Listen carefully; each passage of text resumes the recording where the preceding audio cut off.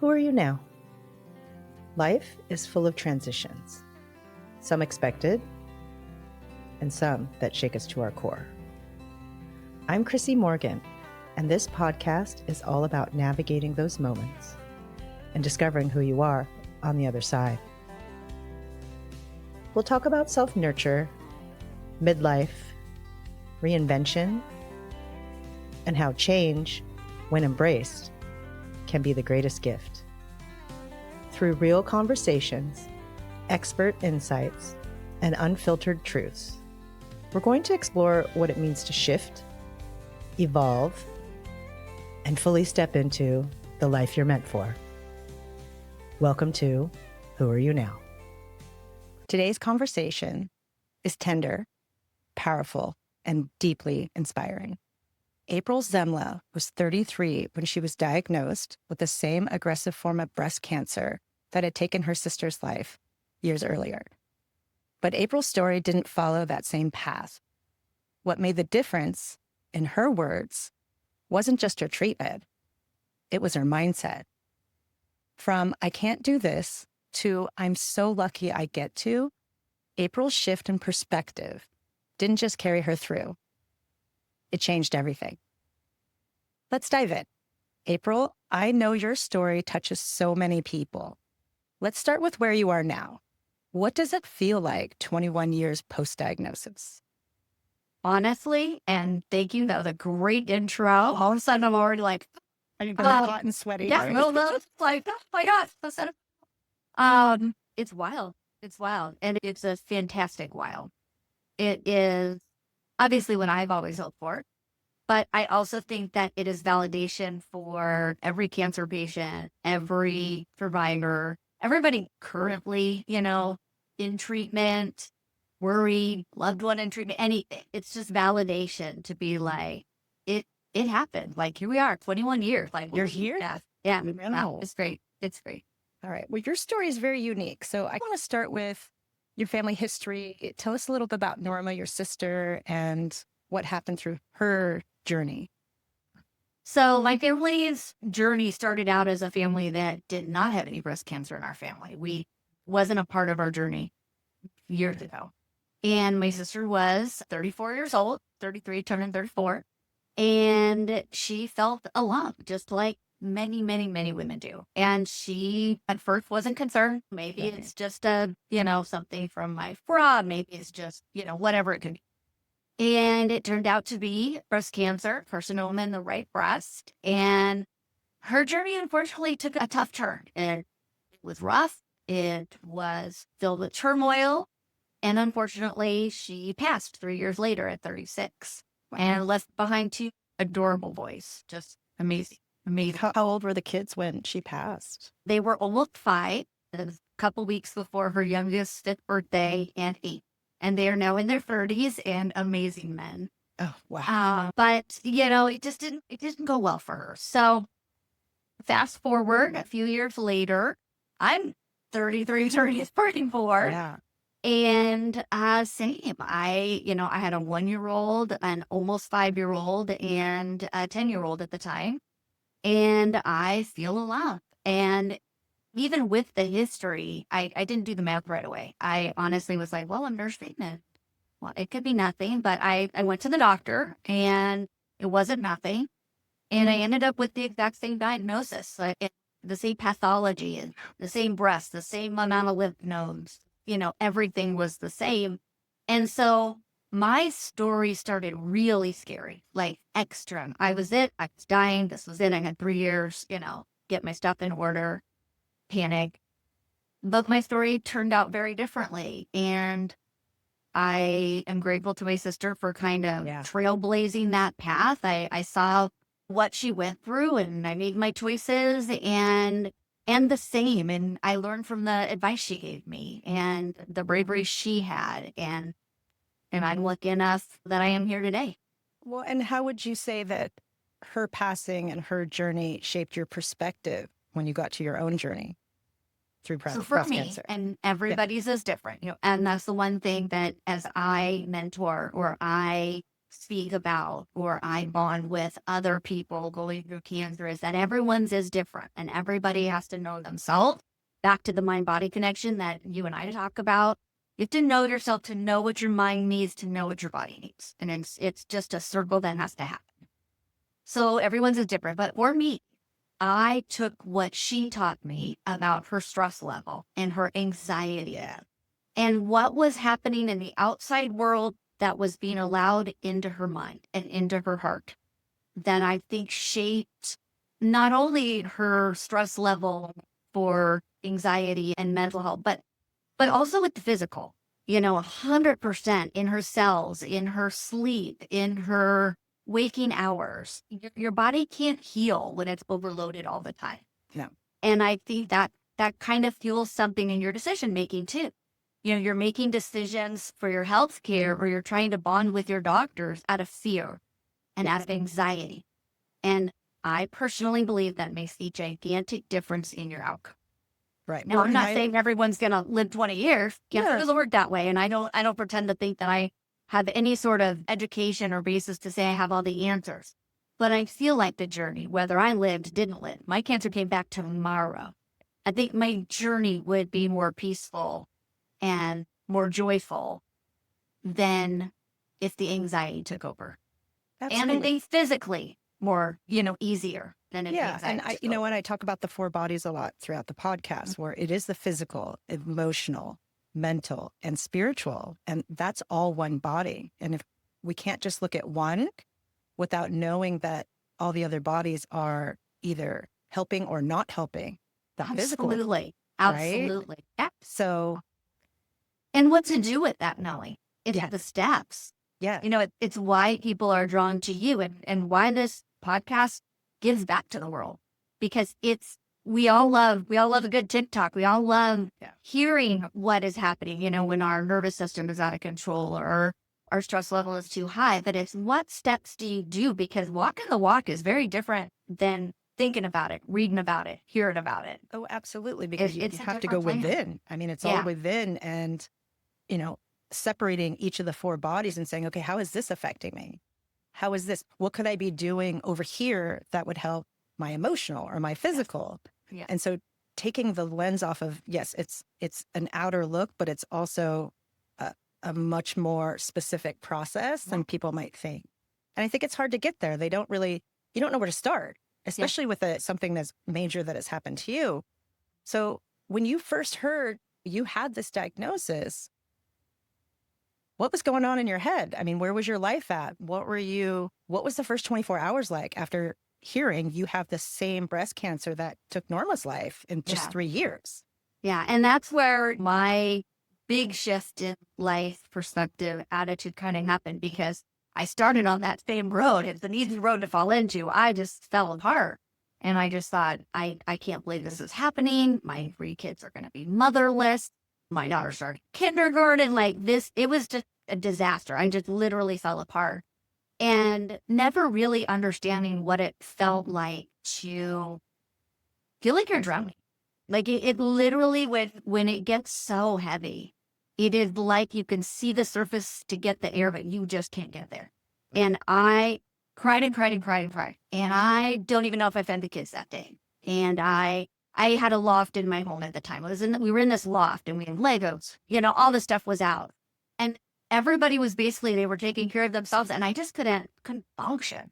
And hours went by, cried and cried and cried and cried and cried. Talked on the phone, I was just throwing up all of my anxieties to anybody who's going to listen. And my husband came home from work and he's like, "Oh, this is bad. House is a mess. Nobody ate. Nobody bathed. It was bad." And he basically put me to bed. And as I was laying there, I was like, I can't die like this. I can't leave my kids like this. I can't leave my husband like this. This isn't good. This isn't me. And I really did think I was gonna die. My first 24 hours to first few weeks, I was pretty sure it was gonna be the same situation. I'm in the same age, at the same everything. I got 3 years. I figured, what am I gonna do? And in that moment, laying in bed in the dark, I was like, okay, 3 years. What am I doing with this? I'm gonna die today. It's not today. I got 3 years. I can't, this isn't happening. This is not happening. And that moment, and I hope that everybody, and it doesn't have to be cancer, it can be anything. Like it can be whatever turmoil is happening in your life, that you have that moment that says, this is not killing me today. Today is not my day. And so that shifted it for me. And then that led to the next step, to finding the steps. What steps couldn't Norma get to mentally, that part of the body, that part of the equation. And then that just led me on a journey of searching for that. I needed to find that. I needed to find the support. I needed to find what would help me have, at that time, what I thought was going to be the best 3 years of my life. Right. And it led to a change. Well, and we talked about your shift of, you kept saying, I started waking up and, getting up to feed the baby at night. I'm so lucky I get to. Versus, oh my gosh, so many of the parents, we get up and we're zombies for 2 years and it's kind of a grind when they're little, right? And so we get a lot of, not necessarily resentment, but it's a lot of, oh, I have to do this. It feels like a lot of obligation. It's hard. So when did that shift for you? I'm so lucky I get to. All the hard things that we do day to day became more not like, I've got to do this. It was, wow, I get to do this. I think for me, it came with a lot of the support and learning to allow support. I think that's hard for a lot of women. I think it's hard for a lot of people. But once you start to really let people love you, yes, it changes. And that changed my heart. It did for me. It changed how things looked. I was tired. I'm tired sitting up. I was cranky. It isn't like I wasn't ever, cranky. But yes, if I got up in the middle of the night and you're sitting in the chair and you're feeding the baby, you just want to sleep another 17 hours, there was this moment in time where you're like, this is a gift. No matter how crappy it is, it's a gift. And it is to this day. Like, even I live a really monotonous day now, but every day's a gift. And it's cliche, but if you really allow people to love you, really look at what the world is about on the core level of good, what you have in your life, no matter how small it is, even if it's just you and your cat, it's a gift. And it does make a difference. It makes a difference when you can feel that, when you can find the steps to really feel that. So let's talk about that. What did your friends do for you during this time? So I have a wonderful circle of friends. You do. As you know. But the level of support, and this is a part that I was very active with in relation to what my sister went through. My sister was going through a very trying time when she was sick, and she was wild, she was fun, she was energetic, and she was a little prideful. And I think it felt very hard for her to say how she felt, to say when she felt weak, to say what she needed. And I kind of told myself, I have her journal and I was reading her journal and I was like, okay, I can't do that. We're going to go a different route. We're just going to say what we need. And my friends and family, I have other sisters and they stepped in, and my husband's family, and they did the meal train. But they not only did the meal train, they did the meal train like, we're going to get takeout because we know your husband hates casserole. Like, they dug into everything. And you know what? I got okay with saying, my husband hates casseroles. He's not a comfort food guy. Because that was different than, you get that love of the food. And instead of me trying to pretend that, oh, I love this anyways, and then everyone's sitting around my kitchen table going, oh my God, I'm going to eat another casserole because my mom has cancer. It was like, pizza, we got sandwiches, and my husband could see that my best friend put stupid pieces of chicken on a skewer because that's how he likes chicken on sticks, and that feeling of feeling loved. And it made a difference in my support system, and allowing the support system, I think, was invaluable to my healing, to my body, where you're saying, take each piece. I think my nervous system, my cells, my cortisol, my thing flourished because it felt that love. Oh, that's amazing. Well, how was Dave during the process? What did he provide for you? That was because a lot of women, men aren't necessarily emotionally available all the time. And so it's different because you have to sort of get your needs met and realize you're going to get those needs met if you're going to voice them in different groups, that it doesn't have to be one person, or it doesn't have to be one section of your tribe, so to speak. And being able to allow that and know that a person's capacity, that's what they're giving you.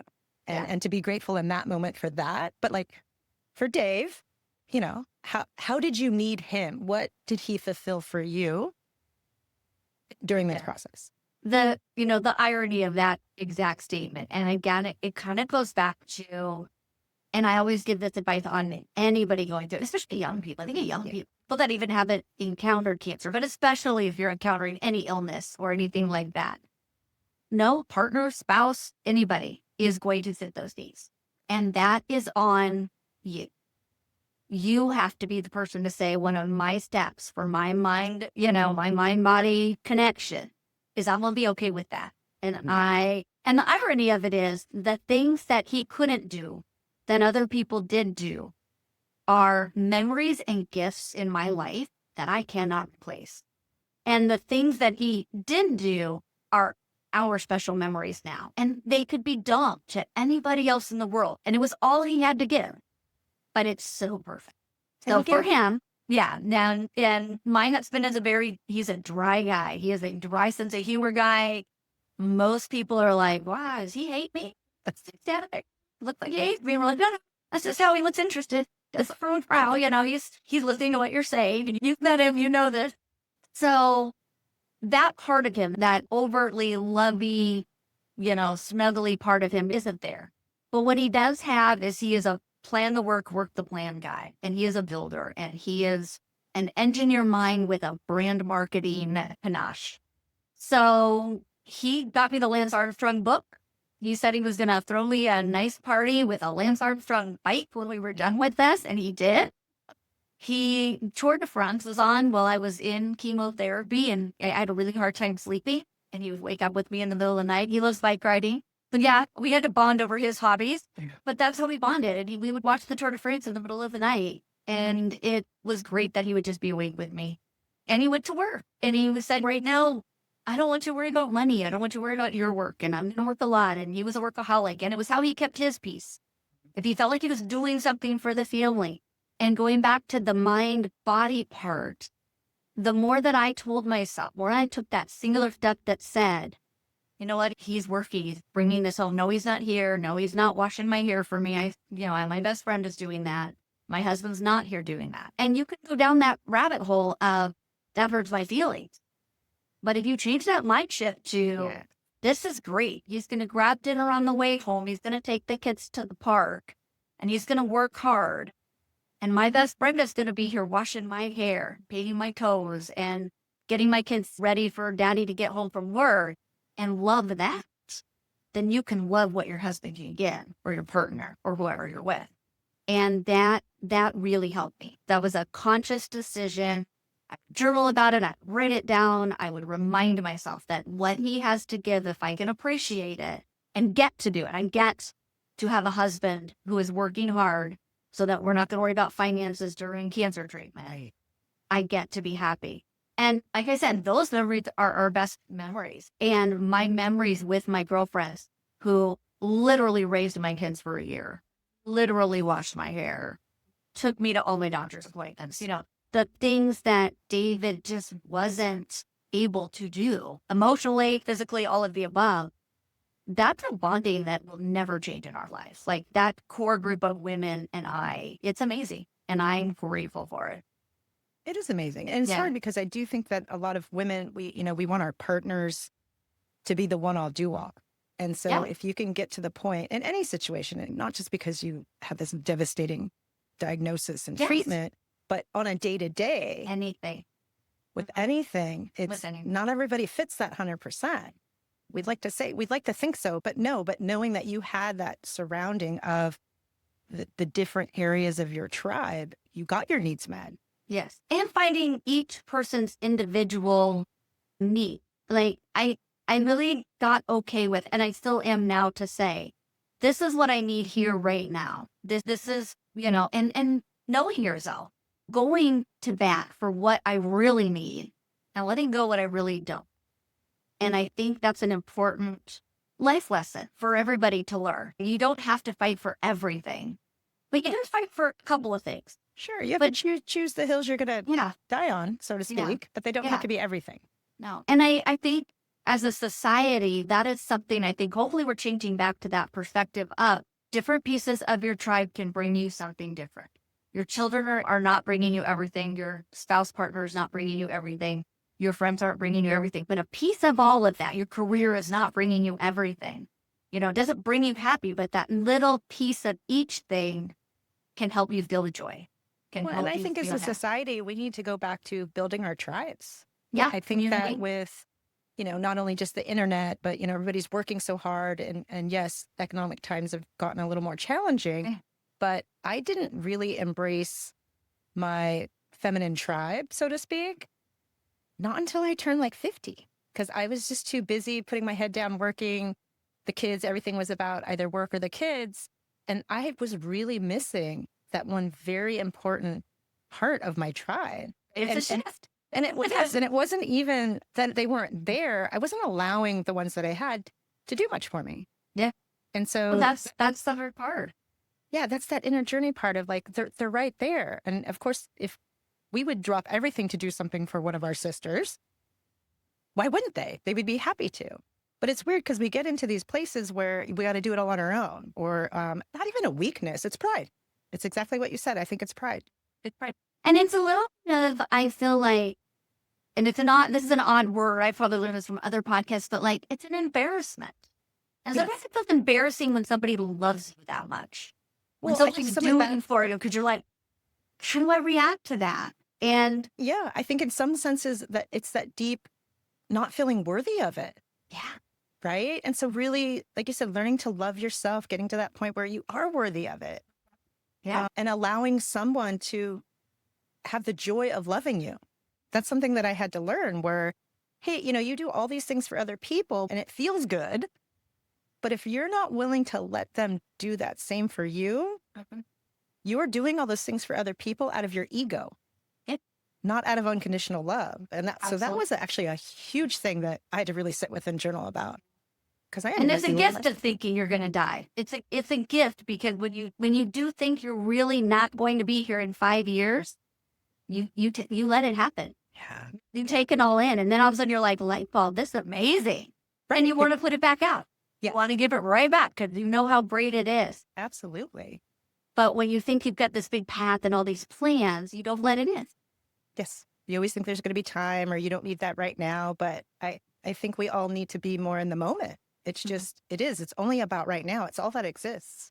Every day that you've had after in 21 years, it's been kind of a bonus. Absolutely. Total bonus years. Well, let's talk about a little bit about your treatment. So how did your treatment differ from Norma's, from what was available then versus what you had available to you, and your amazing relationship with your oncologist and so forth? Yeah. So again, everyone's treatment's totally their own path. But for me, I kind of developed a little mantra of either I'm chasing the cancer or the cancer's chasing me. That's just it's my thing. It's my path. That's my mantra. And I decided I forever want the cancer chasing me. So if there is a treatment, if there is something I need to be on top of, if there's something I can be doing mentally, physically, emotionally, I'm doing it because I don't want to be behind the 8 ball. I don't want to be surprised. So that being said, I went for very aggressive treatment. And my surgeon at the time said, I think that's a good plan for you. I think my sister had a lumpectomy with chemotherapy and radiation, which is also a fantastic treatment. And many people have wonderful result with that. But she didn't. And I think mentally, mind-body connection, mentally I couldn't do it. Even though it was an option, I thought, if I do the same thing, I'm going to keep my mind-body connection on the same path of thinking I'm going to have all the same results. So I told myself I have to do whatever is different from that. So I went for a double mastectomy. I did also have 2 positive lymph nodes, same as Norma. My sister did Norma. And so I had chemotherapy. I did radiation. At the time, I was done having children. So I also opted for a hysterectomy. And as I went through my chemotherapy, I developed a huge bond with my oncologist. A little shout out, Dr. Linda Bosserman out of City of Hope. She's amazing. And as we became close and we went through our treatment, she was a very calming force. She just, you're gonna be good. We got this. Girl power. She's very girl power. We're girl powering this. And it was great. And then a little while after I was out of treatment, and I was still in that first year or so where you're very afraid of cancer coming back, you're getting all your testing. And a new drug was developed called Herceptin for people that are what's called HER2 positive, which I am. And I went in to see her, and she said, yeah, Herceptin's available, but your insurance isn't covering it. And I was like, ooh, I want to get it before I need it. If it came back, it's a hormonal treatment. And she said, you know what? Let's just do it anyway. You're capitated through your HMO. I'm just going to do it. And I was like, are you joking? They get paid for this. She's like, we'll figure it out. We'll figure it out. Because she's just that kind of woman. She's like, I will do what I need to do to make sure I've given you everything. And it was amazing. And to this day, I think saved my life. Literally, it was just my birthday. And she and I are still Facebook friends, and she was on a cruise in the Orient. She's retired now, and she's still working though. She's still writing her books and her papers and speaking around the world, which is amazing. And so she was the first person to wish me happy birthday because it was a day later to her. So it was early for me. So it was like, one day early, she says, happy birthday on Facebook. And I'm like, yes, Clayton, you did this. Your compassion, back to mind, body, her calm in any eye storm, her relentless passion for medical care. Like, you faith in that. You hold on to that when you're sick. And she really gave that to me. So my path was very different medically as well as emotionally for my sister. So it was good. But I also knew I wanted her as a doctor. Same reason. My sister had a different doctor. Same network. We lived in the same area. And I was like, nope, I want to go different. I want to have a different doctor. So it's good. My sister's doctor was great, but you change your path. You have to if it's not working for you, you change your path. Right. You have to figure out what's right for you. Yeah. Right. And well, there's an interesting aspect of you becoming or being able to take the Herceptin, because wasn't Norma in a clinical trial that you guys sort of deducted that that's when Herceptin went into clinical trials, the time that she was in a clinical trial that she wasn't able to complete, unfortunately. Yeah. So this is what we believe just from medical records and memories and things, is that my sister, she went through treatment. You go through each treatment, you go to the next. So she did her standard treatment, and then she did a bone marrow transplant at City of Hope. And then she was trying to get into different clinical trials. And at the very end, she applied to the National Health Institute back east in Maryland. And she was able to get accepted into this clinical trial, which at the time, HER2 positive, negative, it was not even really discovered yet. They were doing some testing. They were trying to figure out why this protein made cancers more aggressive, why they affected young people quite often. And it was all like just out there. So she was in this trial, and she did great at first, and then it didn't do well for her. Unfortunately, her disease progressed to where she had to drop out of it. But when I got sick, and we never, we just kind of moved on from it. We were, it was just sad, and she had given it a really good go.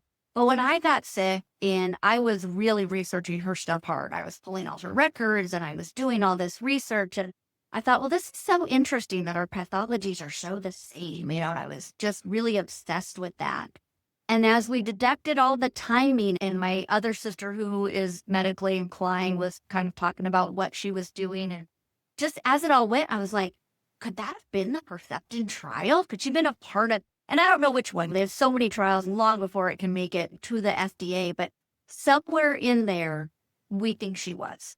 Wow. And she gave service back. She was trying to find this drug that could work, that I just personally believe it to be one of the ones that saved my life. So that's kind of just a neat little part of our story of having the two sisters that basically have the exact same cancer. And down to same breast, same two everything. lumps, same age. You guys were the exact same age getting diagnosed. Exact right? same age. Oh. Yeah. Children the same age. So her, she passed away when her son was almost 5, but he was almost 2, 1.5, 2. She was diagnosed. My son was 1.5, 2 when I was diagnosed. And it's literally everything. Right breast, 2 positive lymph nodes. HER2 positive. We think she was. I definitely am. They did test for it then, but I believe that she was myself personally. ER positive, like everything you could take from your pathology, you look in our records and they are just dead on the say, dead on. Well, and you know what? You ended up on the news for that, didn't you? I did. So, That's how all of this, passion about it kind of came about for me. Yeah. Tell me about that. Because was it Glamour that did an article first, or was it your local news station first? Or it kind of gathered a lot of attention because of the similarities between you and Norma, right? And how sort of one sister didn't make it, and grateful that you're here. Can you tell me about that? Yeah. It was Glamour first. It was a writer. And honestly, thinking back, I don't know if I can 100% remember how she got my name, but called me out of the blue. And it was for their breast cancer awareness October issue.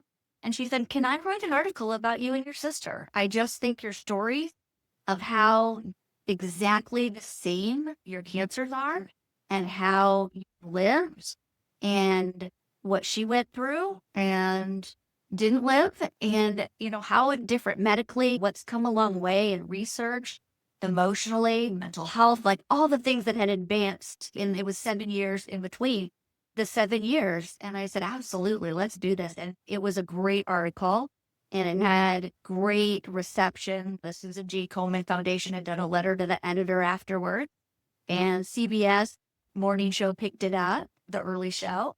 And they did a segment on it. Our local news in Los Angeles did a segment on it. And it just took off from there and brought a lot of awareness of being okay with learning from past experiences, learning on future, and just all the things that can bring about a really positive impact on not only cancer patients, but I think any trials and tribulations in any family or not family, Yeah, I agree. Yeah. Is that when you started your blog? Because I know for a while you actually wanted to give back and you started doing a cancer blog. Was that during your treatment or was that after? It was after, actually. It was after. It was on the anniversary of the passing of my sister. A few years after I finished treatment, I did an email chain like everybody does. Facebook wasn't really a thing then. So I did an email chain, email journal. And I had really nice feedback. A lot of family and friends thought that my advice for my writing, they were very kind to me.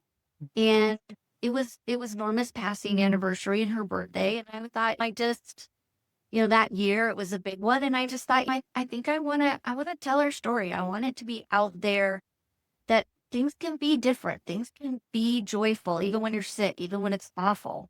And so we started it as a survivor mom blog. And I just started kind of doing some writings, just, some things were just my history. Some things were advice. Some things were articles that I read. I still stay very up to date on things. Some things were interviews and just a place for people that are getting diagnosed to go. Because when I was first diagnosed, and I think everyone feels this way today. I mean, this is 20 years difference, 30 years for my sister. And people today are getting the phone call. People right now. And you think you have lots of support. Everyone's like, oh, my sister had cancer last year and I had cancer here. And, my friend's husband going through treatment, like everybody that has their stories. And as a cancer patient or a clinical person, you're sitting there going, this is so wonderful. And I want to know that person that lived 10 years, 15, 20. I want to live a year, 3 years, 5 years. Everyone going through cancer treatment has the 5, everything's 5 years. I want to know that person that made it 20. And so when I started and I was closer to 5 and 10 years, but that was my anniversary. I was like, okay, I'm 5 years, I'm going to do it. I'm 10 years, I'm going to write more. I'm 15 years, I'm 20 years. And I want to be that person that somebody can find. And their phone call was today, and they are crying on the floor of their loft. And they want to go, who lived 20 years? Who did this anyway? Whose kids grew up? I think my kids are not going to see me grow up. I want to know whose kids grew up. And I want to be that person to say, my daughter's getting married this year. She was starting kindergarten when I was sick. Wow. That's so, yeah. Yeah. That's super. So my kids are all grown. They're out. My husband and I are empty nesters. That's a whole different shift, a whole different place. It's a whole different shift. But I want everyone to know that is out there. So will you continue? Now, if people wanted to read about your journey and so forth, is the blog still live? It's minimal now. Life gets away, but I've been inspired as of late. Hitting the 2021 year mark, I've been very inspired to do it. So right now it's a Facebook blog. It's on Facebook under Survivor Mom. And right now it's just every couple of days I write, and it's lovely and cathartic, and I love that people enjoy it and give feedback. And yeah, And it's nice to remember. It keeps us in gratitude. It really it does. does. It Right? does. It does. And if it's helping people, I'd love for it to grow. Yeah, Absolutely. that's all that the goal is for, is just to be there for anybody who needs it. Right. Well, and you just hit your 21st anniversary post-diagnosis, Yeah. right? in And so February. for all of you who don't know, she's a very good friend of my sister. So I've known April since we were very young. And you told me that Kelly called you to be like, we're 21 years. And you actually didn't realize it was the day. So has your mind shifted from that day to day? Okay, I made it that extra year. Okay, I made it that extra day to it's 21 Mhm. today, right? How Yeah. is that mindset for you differently? I mean, 21 years later, you never forget, but like you're not marking it on your calendar anymore. It's not like, oh, okay. It's like life has gotten into a different groove for you. Yes, yes. And it's fantastic. It's fantastic. I love to remember, and I love to remember because it helps me stay in gratitude. But there is something magical about forgetting. Yes. There is just something magical about it. And yes, so your sister is my best friend. She is my female tribe, and she has been since we were Very young. very young. Freshman in high school? Yeah. No, I yeah, it was freshman, sophomore year. Yeah. Mhm. Yeah. And there's a little group of us in there. And yeah, your sister saved my life, honestly. Like, that's what I said. You really cannot put a price on understanding each person's place in your journey and appreciating that, and just what they can, whatever they give is a gift.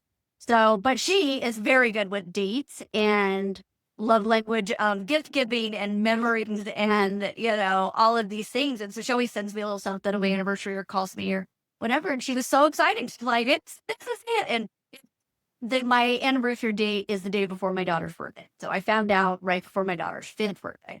And so she's like, oh my God, we're just getting at your 20th anniversary. And I was like, oh my God, it is. Like, it is. And I just sat there for a second. And funny enough, my oldest is in the Air Force, and he was stationed living in Japan. And my husband and I had gone to see him. And I'm like, oh my God, it's 21 years. I didn't even remember. I'm in Japan. My daughter's getting married. My youngest son, who was an infant, and I thought was going to be destroyed on the fact that I couldn't hold him. I couldn't nurse him anymore. I wasn't an infant. He was a year, but I couldn't hold him. I double mastectomy, all these surgeries. I couldn't hold him. I was sick as a dog. Like I said, my friends and family were raising them. And he's got an amazing business. He's living out on his own. He's 23. He's happy. He's got a great girlfriend. Like, everything is great. And I just thought, this is amazing. Like, this is amazing. Life is so normal and amazing and good that I can't even remember that it's my cancer anniversary. And That's amazing. it's pretty cool. Yeah, Yeah. it's pretty cool. Well, yeah, and be able to sort of move into the now with what life is like now, which is really, I mean, it's really good just because we woke up today, but Yeah. but just having that ability to focus in what life is like now for you. Yeah. You know? Yeah. And how the mundane can be good. I watched Michelle Obama on a segment once that said, if I can give my kids any gift, it's to find the happiness or the joy. Happiness isn't a place you get to. It's just part of the day in the mundane, because most of life is the regular. And I believe that is true in treatment too. If my cancer came back today, because there's no telling that it does or doesn't. Right. If it came back today, it's just part of my day. Being a cancer patient, it's just part of life. I told my daughter that, she's got a high risk. It's just going to be part of the day, because if you can find the gratitude and the joy in the day, whether you're baking cookies in Japan, washing your floors, talking to your best friend on the phone, that's your day. And if part of that is going to the doctor and getting blood draw and having an MRI, that's not the funnest part of your day, but you're still having a day. And it's where your mind is in that space. And that's a gift. It's a gift. Just enjoy the mundane, the regular, the shifts. Yeah. Yeah. So I wrote some stuff down so I didn't forget. Yeah. What do you want every woman to hear? Going through what you have gone through, not necessarily coming out on the other end, but still being here with us today, which is amazing. What do you want other women to hear? Trust the process. Trust your process. Just trust yourself. I think it's, and this could just be my observation, but having a solid female friendship group, having solid family, just in general. And even when I didn't, I mean, I don't want to pretend like I didn't. I've had family turmoil. I've had, we've all had those times when everything's going wrong. But the times that it went wrong that I struggled is when I didn't just trust the process. I didn't slow down to go faster. It's a family motto we have. It's a racing motto. My husband was into motorcycles and my kids were into motorcycles and racing, and the picture right there. And one of the things in that is falling is also a skill in racing. People can be fat. You can be fat. You can be great. But if you crash all the time or you fall, you're still not going to win. So sometimes when you're racing, you have to slow down to go faster because you can pass somebody if that person isn't in their groove, just isn't trusting their race. Run your race, play your game. It's a sports metaphor, but it's so true. It's so true. When I was stressed out with my kids, it's because I was listening to what everybody else was doing. I was doing the comparison thing. I wasn't sure. And deep down, I knew. Like in hindsight, if you're a young mom listening to this right now, trying to figure out your own shift, honest to God, deep down, you know how much TV is okay or not okay, how much phone time is okay or not okay. You don't have to take everything away because you saw something on TikTok, but you also don't have to be permissive because everyone's friends are doing it. Right. Just trust your process. And I think that's a gift. I wish every woman could feel that. And I wish I could in all the moments of my life.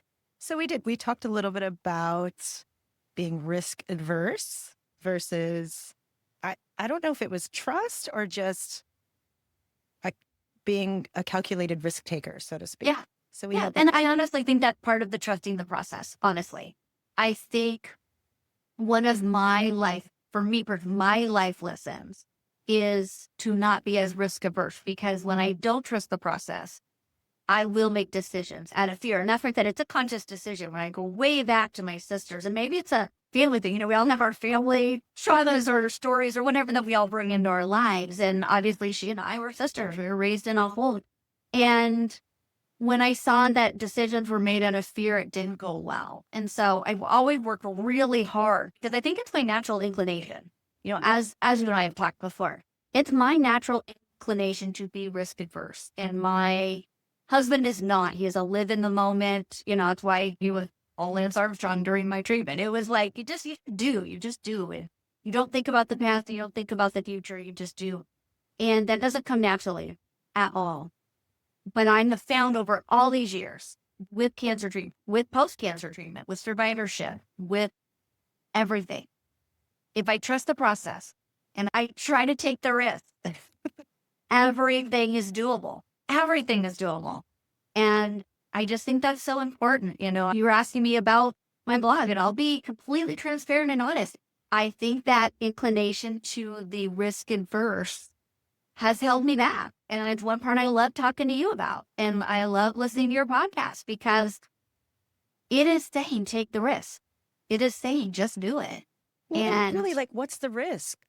For me, maybe, okay, no one's watching. But that one person that is really struggling with their cancer diagnosis today, and that is just, they don't feel like they have a tribe, or maybe they're like me and they don't let their tribe do this conversation. Or maybe the tribe's very small. Right. There's women out there, and I'm saying, I'm lucky I have a friend group from high school, but everybody has that. No. And I think honestly now it's more the norm. I think it was easy for me to develop. There were no cell phones when I was in high school. You could go to somebody's house and eat dinner with their parents. It was just different. And so some people might just have one best friend, or one friend at work and one friend at church and one friend over here. Or maybe they had one friend at work, their husband or boyfriend or fiance, and maybe their dog. Whatever it is, that part doesn't matter. It's the letting. It's the And letting. it's the letting. And the understanding that if it is just that acquaintance at work who brings you a coffee one day or says, that's a cute shirt, that person is a part of your tribe. Whether you go, oh, I have any friends or I don't have any friends, that person is. Yeah, it's about seeing it, allowing you to see it in the moment. Random acts of kindness. Those people are collectively not only trying to help, but they are our tribe. They're your community. And I just think that letting makes a difference. And then I think, in my case, that has helped me take risks. I'm happy to hear that. Yeah, that's, so there's one thing I'd like women to know. I'd like everybody to know. I'd like anybody in treatment to know.